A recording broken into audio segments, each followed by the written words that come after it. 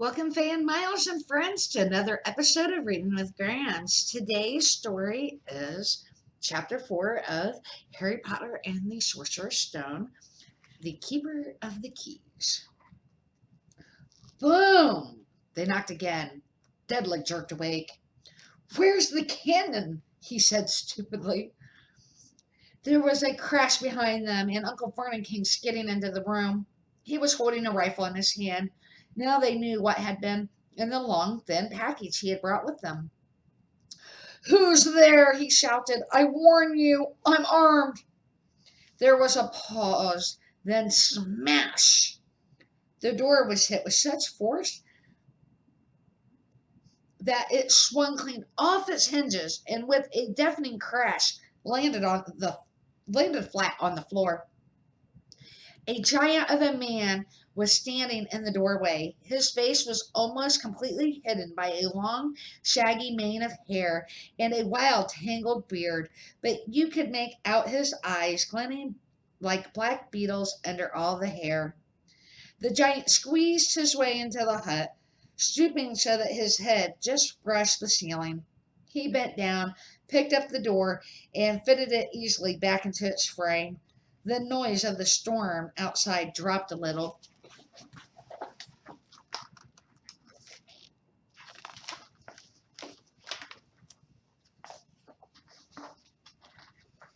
He turned to look at them all. "Couldn't make us up a cup of tea, could ya? It's not been an easy journey." He strolled over to the sofa where Dudley sat, frozen with fear. "Budge up, you great lump," said the stranger. Dudley squeaked and ran to hide behind his mother, who was crouching terrified behind Uncle Vernon. "And here's Harry," said the giant. Harry looked up into the fierce, wild, shadowy face and saw that the beetle eyes were crinkling in a smile. "Last time I saw you, you were only a baby," said the giant. "You look a lot like your dad, but you got your mom's eyes." Uncle Vernon made a funny rasping noise.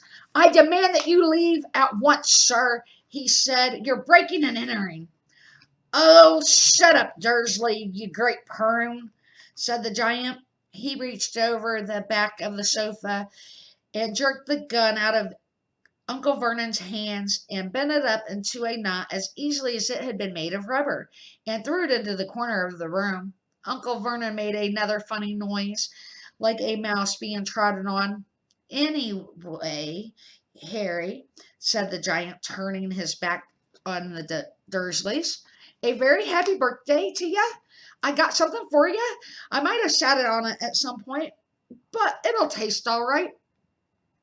From an inside pocket of his black overcoat, he pulled a slightly squished box. Harry opened it with trembling fingers. Inside was a sticky, large chocolate cake with "Happy Birthday, Harry" written on it in green icing. Harry looked up at the giant. He meant to say thank you, but the words got lost on the way to his mouth. And what he said instead was, "Who are you?" The giant chuckled. "True, I haven't introduced myself. Rubius Hagrid, keeper of keys and grounds at Hogwarts." He held out an enormous hand and shook Harry's whole arm. "What about that tea, then, eh?" he said, rubbing his hands together. "I'd not say no to something stronger if you got it. Mind?" His eyes fell on the empty grate with the shriveled crisp packets in it, and he snorted. He bent over the fireplace. They couldn't see what he was doing, but when he drew back a second later, there was a roaring fire there. It filled the whole damp hut with a flickering light, and Harry felt warmth wash over him as though he had sunk into a hot bath. The giant sat back down on the sofa, which sagged under his weight, and began taking all sorts of things out of his pockets of his coat. A copper kettle, a squishy pack of sausages, a poker, a teapot, several chipped mugs, and a bottle of some amber liquid which he took a swig from before starting to make tea. Soon the hut was full of the sound and smell of sizzling sausage.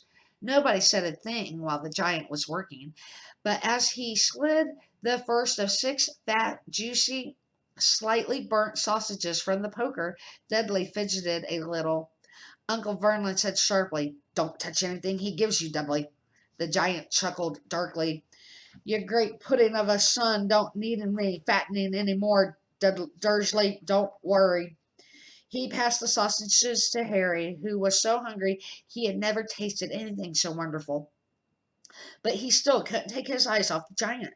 Finally, as nobody seemed about to explain anything, he said, "I'm sorry, but I still really don't know who you are."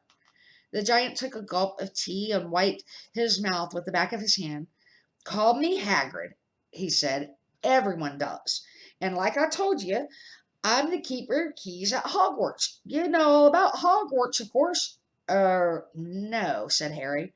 Hagrid looked shocked. "Sorry?" Harry said quickly. "Sorry," barked Hagrid, turning to stare at the Dursley, who shrank back into the shadows. "It's them who should be sorry. I knew you weren't getting your letters, but I never thought you wouldn't even know about Hogwarts. For crying out loud, did you never wonder where your parents learn it all?" "All what?" asked Harry. "All what? Now wait just a second." He had leaped to his feet in his anger and seemed to fill the whole head. The Dursleys were cowering against the wall. "Do you mean to tell me," he growled at the Dursley, "that this boy knows nothing about anything?" Harry thought this was going a bit far. He had been to school after all, and his marks weren't bad. "I know some things," he said.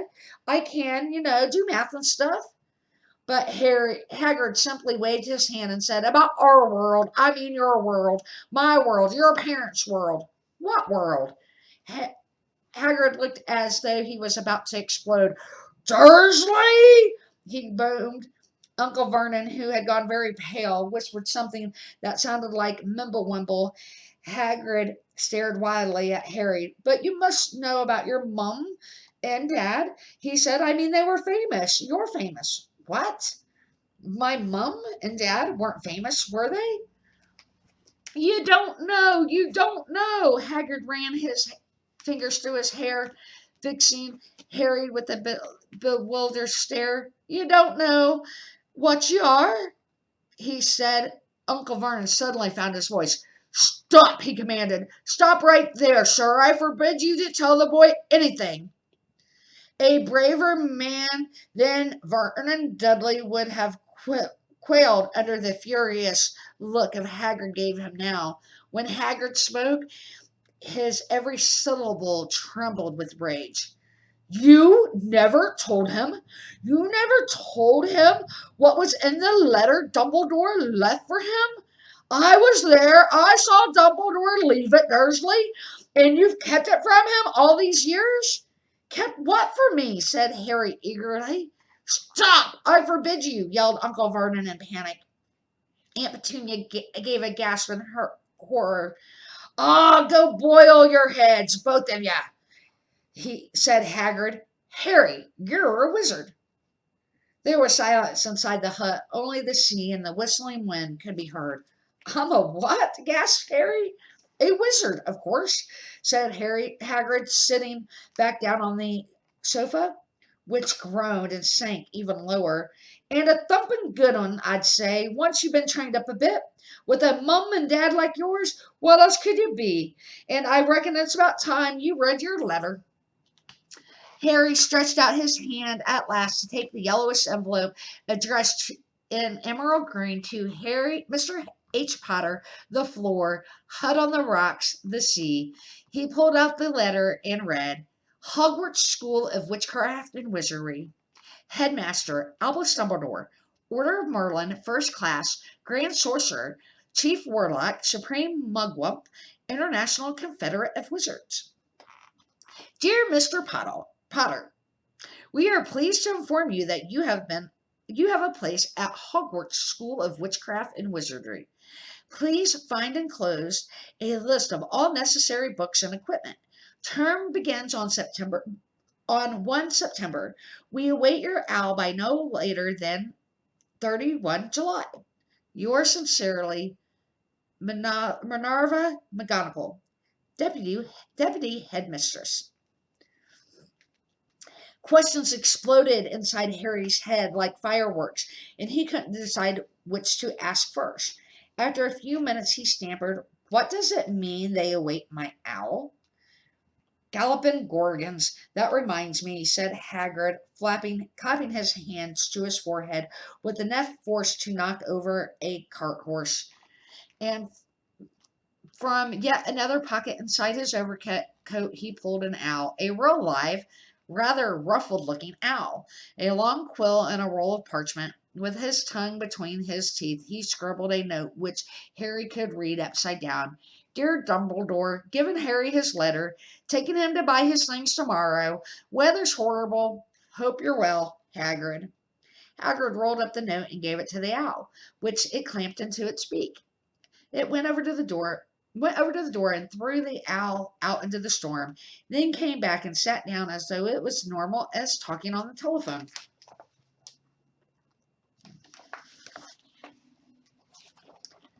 Harry realized that his mouth was open and closed it quickly. "Where was I?" said Hagrid. But at that moment, Uncle Vernon, still ashen-faced, looking very angry, and moved into the firelight. "He's not going," he said. Hagrid grunted. "I'd like to see a great muggle like you stop him," he said. "A what?" said Harry, interested. "A muggle," said Hagrid. "It is what we call non-magic folk like them. And it's your bad luck you grew up in a family of the biggest muggles I've ever laid eyes on." "We swore when we took him in we'd put a stop to all that rubbish," said Uncle Vernon.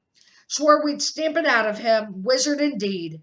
"You knew?" said Harry. "You knew that I'm a wizard?" "No!" shrieked Aunt Petunia suddenly. "No, of course we knew. How could you not be? My dreaded sister being what she was. Oh, yes, she got a letter just like that and disappeared off to that school, and came home every holiday with her pockets full of frog spawn, turning teacups into rats. I was the only one who saw her for what she was, a freak. But for my mother and father, oh no, it was Lily this and Lily that. They were proud of having a witch in the family." She stopped to draw a breath and then went ranting on. It seemed that she had been waiting to say all this for a year. "And then she met that Potter at school, and they left and got married and had you. And of course I knew you'd be just the same, just as strange, just as abnormal. And then, if you please, she went and got herself blown up, and we got landed with you." Harry had gone white. As soon as he found his voice, he said, "Blown up? You told me that they died in a car crash." "Car crash?" roared Hagrid, jumping up so angrily that the Dursleys scuttled back to their corner. "How could a car crash kill Lily and James Potter? That is an outrage, a scandal. Harry Potter not knowing his own story when every kid in our world knows his name." "But why? What happened?" Harry asked. The anger faded from Hagrid's face. He suddenly looked anxious. "I never expected this," he said in a low, worried voice. "I had no idea when Dumbledore told me that there might be trouble getting a hold of you." "How much yet? I didn't know." "Oh, Hagrid, oh, Harry, I don't know if I'm the right person to tell you, but someone's gotta. You can't go off to Hogwarts not knowing." He threw dirty looks at the Dursleys. "Well, it's best you know as much as I can tell you. Mind ya, I can't tell you everything. It's a great mystery, parts of it." He sat down, stared into the fire for a few seconds, and then said, "It begins, I suppose, with a person called... But it's incredible you don't know his name. Everyone in our world knows who. Well, I don't like saying the name if I can help it. No one does." "Why not?" "Gulping gargoyles, Harry. People are still scared. Blimey. This is difficult. See, there was this wizard who went bad. As bad as you can go. Worse than worst. His name was..." Hagrid gulped, but no words came out. "Could you write it down?" Harry suggested. "Nah, I can't spell it. All right. Voldemort. Hagrid stuttered. Don't make me say it again. Anyways, this wizard, about 20 years ago, started looking for followers. Got 'em too. Some were afraid. Some just wanted a bit of his power, 'cause he was getting himself power all right. Dark days, Harry. Didn't know who to trust. Didn't dare get friendly with strange wizards or witches. Terrible things happened. He was taken over. Of course, some stood up to him, and he killed them horribly. One of the only safest places left was Hogwarts. Reckon Dumbledore's the only one you know who was afraid of. Didn't dare try taking the school, not just then, anyways. Now your mom and dad were as good as a witch and wizard I ever knew. Head boy and girl at Hogwarts in their day. Suppose the mystery is why you know who never tried to get him on his side before. Probably knew that they were too close to Dumbledore to want anything to do with the dark side. Maybe he thought he could persuade them. Maybe he just wanted them out of the way. And all anyone knows is he turned up in the village where y'all were living on Halloween 10 years ago. You was just a year old. He came to your house and Hagrid suddenly pulled out a very dirty spotted handkerchief and blew his nose with a sound like a foghorn. Sorry, he said, but it's just that sad. Knew your mum and dad, and nicer people you couldn't find anyways. You know who killed him, and then this is the real mystery of things. He tried to kill you too. Wanted to make a clean job of it, I suppose, or maybe just like killing by then, but he couldn't do it. Never wondered how you got that mark on your forehead? That's no ordinary cut. That's what you, that's what you get when a powerful evil curse touches you. Took care of your mom and dad and your house even, but it didn't work on you. And that's why you're famous, Harry. No one ever lived after he decided to kill him. No one except you. And he killed some of the best witches and wizards of the age, the McKinnons, the Bones, the Pewits, and you was only a baby, and you lived. Something very painful was going on in Harry's mind. As Hagrid's story came close, he saw again a blinding flash of green light, more clearly than he ever remembered before, and he remembered something else. For the first time in his life, a high, cold, cruel laugh. Hagrid was watching him sadly. Took you from the ruined house myself on Dumbledore's orders and brought you to this lot. Loads of old toss, said Uncle Vernon. Harry jumped. He had almost forgotten the Dursleys were there. Uncle Vernon certainly seemed to have gotten back his courage. He was glaring at Hagrid with his fists were clenched. Now you listen here, boy, he snarled. I accept there is something strange about you. Probably nothing a good beating wouldn't have cured. But as for all this about your parents, well, they were weirdos, no denying it, and the world's better off without them, in my opinion. Ask for all they got, getting mixed up with these wizarding types. Just what I expected. Always knew they'd come to a sticky end. But at that moment, Hagrid leaped from the sofa and drew a battered pink umbrella from inside his coat pocket, pointed this at Uncle Vernon like a sword, and he said, I'm warning you, Dursley. I'm warning you. One more word. In danger of being speared at the end of an umbrella by a bearded giant, Uncle Vernon's courage failed again. He flattened himself against the wall and fell silent. That's better, said Hagrid, breathing heavily, sitting back down on the sofa, which this time sagged right down to the floor. Harry, meanwhile, still had questions to ask, hundreds of them. But what happened to you know who? Good question, Harry. Disappeared. Vanished. Same night he tried to kill you. Makes you even more famous.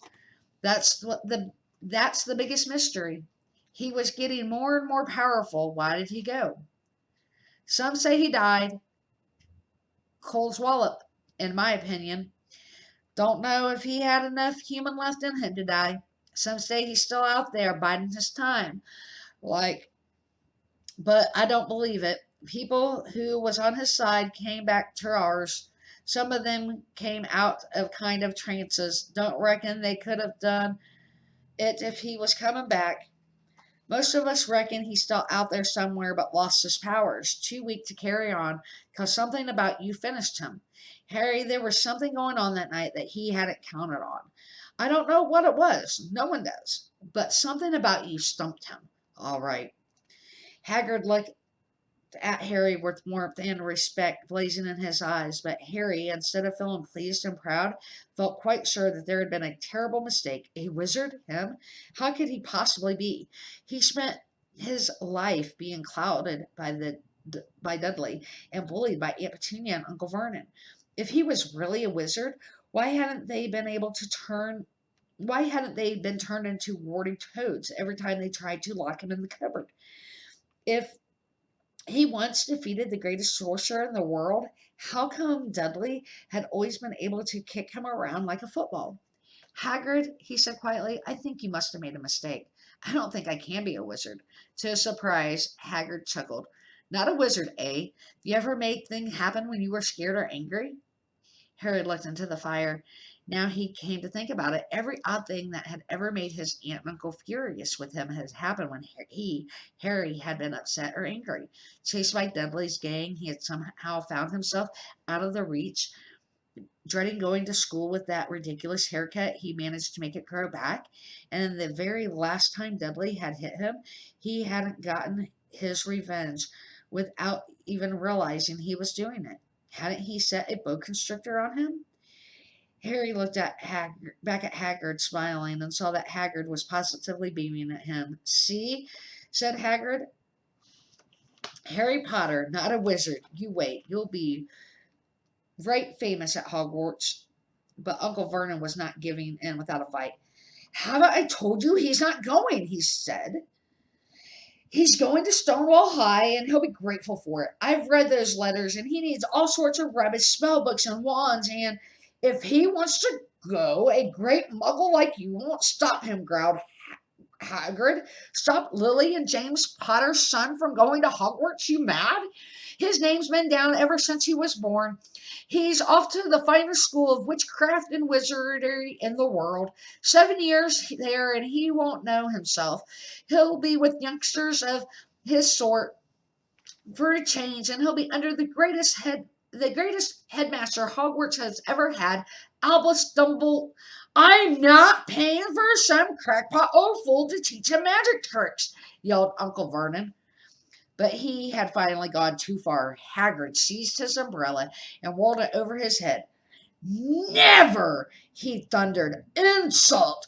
Albus Dumbledore in front of me! He brought the umbrella swishing down through the air and pointed it at Dudley. There was a flash of violent light, a sound like a firecracker, a sharp squeal, and the next second Dudley was dancing on the spot with his hands clasped over his fat bottom, howling in pain.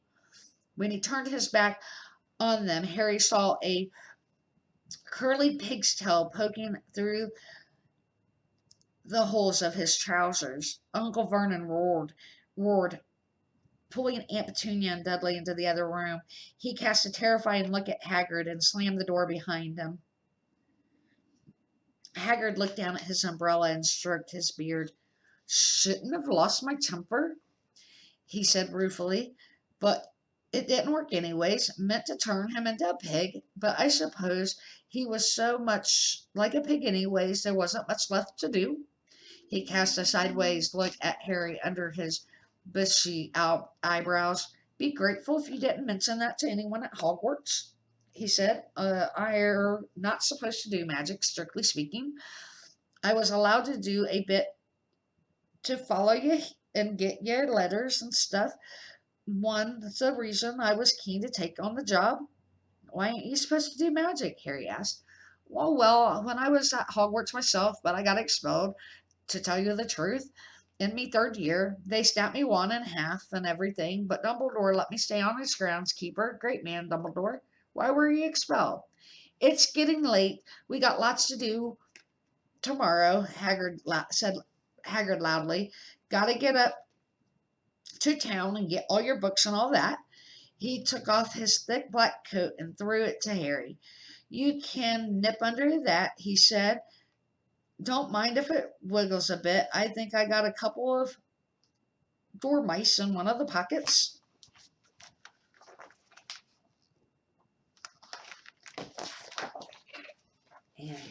And this is the end of chapter 3. I hope you guys enjoyed today's chapter and story. Fey and Miles Grams misses you very, very much. I can't wait to see you again. Give you big hugs and kisses. And new friends, if you like the series, subscribe. And until next time, guys, bye.